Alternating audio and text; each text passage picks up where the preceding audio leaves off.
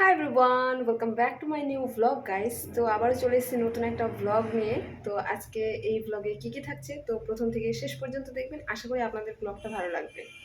So guys, তো এই ডিজাইনটা এর আগের ভিডিওতে আমি আপনাদেরকে বানিয়ে দেখিয়েছিলাম। তো এগুলোই এখন চলছে ঝালাই পর্ব। এদিকে হচ্ছে ঝালাই চলছে, এই যে কিছু এদিকে করা হয়ে গেছে। তো এগুলো ঝালাই করে নিয়ে তারপরে আপনাদের সাথে দেখা হচ্ছে। তো ওই দিনকে হচ্ছে ঝালাই করে টোরে আমি কমপ্লিট করে নিয়েছিলাম, পুরো একদম ক্লিন। তারপরে আজকে কিন্তু অলরেডি সেলাই পর্ব শুরু হয়ে গেছে। তো চলেন আপনাদের সেলাইটা করে দেখাই। টোটাল হচ্ছে এই যে এখানে দেখতে পাচ্ছেন এতগুলো কানের হয়েছে। তো এগুলো হচ্ছে সেলাই করতে এখনও বাকি রয়েছে, আর এগুলো কিন্তু অলরেডি সেলাই করা হয়ে গেছে। তো আমি আপনাদেরকে সেলাই করে দেখাচ্ছি, এই যে হালকা করে।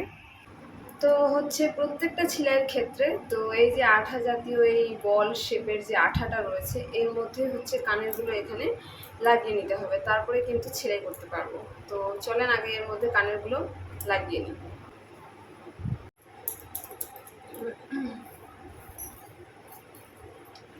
তো এই যে নিয়ে নিয়েছি কানেরগুলো, আমার হাতে রয়েছে। তো এগুলো এখন এটাতে ইনপুট করতে হবে, তো এটাতে এখন লাগাতে হবে।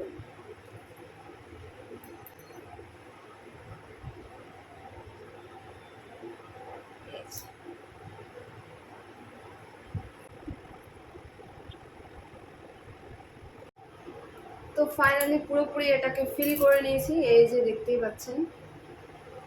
তো এবারে হচ্ছে সেলাই করতে হবে।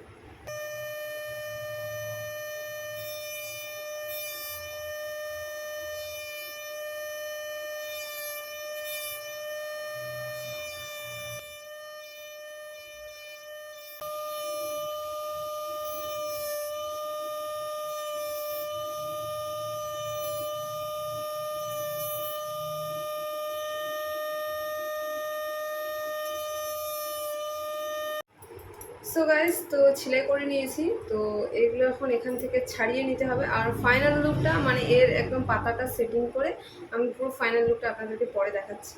তো এটা আগে ছাড়িয়ে নিই।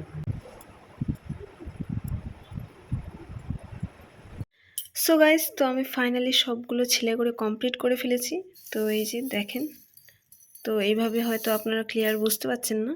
তো আমি এর পাতাটা লাগিয়ে আপনাদের ফাইনাল লুকটা দেখাচ্ছি। তো এই হচ্ছে ফাইনাল লুক। এই যে পাতা লাগিয়ে দিয়েছি, আর কালার করার পর আরও সুন্দর লাগবে, পাথর বসবে। তো এই যে এগুলো কিন্তু সব রেডি, আর এর মধ্যে কিন্তু 150 জোড়ার উপরে কানের রয়েছে। এই যে, তো আজকের ভিডিওটা আমি এখানেই শেষ করছি। আপনাদের কেমন লাগলো অবশ্যই কমেন্টে জানাবেন। তো দেখা হচ্ছে আবারও নেক্সট আরেকটা ব্লগে। টাটা।